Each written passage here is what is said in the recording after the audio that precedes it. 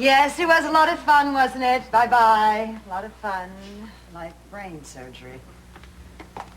Oh, and speaking of brains or lack of them, here we have the late Gina Timmons. Party's over, dear. Oh, but I guess you hear that all the time. If I were you, Sophia, I'd be careful how I talk to the new boss. Boss of what? Armonte, of course. Armonte, of course. Well, that's a laugh. I wonder how long we're going to have to keep that name. Armonte. So pseudo-Italian, like pizza. What makes you think if you couldn't even buy a line of our dresses, you could buy the whole company? I pooled my resources with Robert Barr. I think with his $500 million, we ought to be able to pick up a schmata or two. Poor darling. You're hallucinating. Now, I know that you have been well paid over the years for your charms.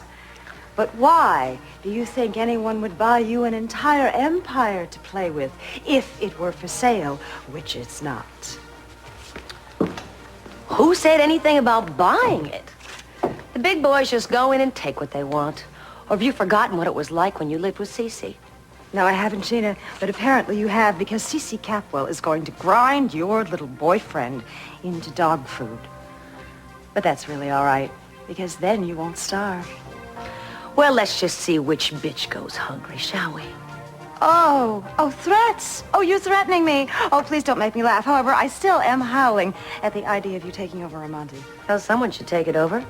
Everything you put out of that company looks like Mary Poppins and bugle beads. This coming from a woman who has the taste of a hooker who's colorblind?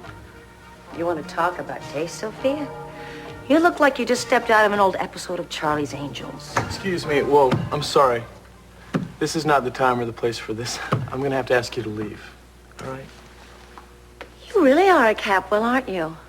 I'd recognize the charm anywhere. You really doused the old dragon, didn't you? Yeah. Felt a little weird telling off a lady like that, though.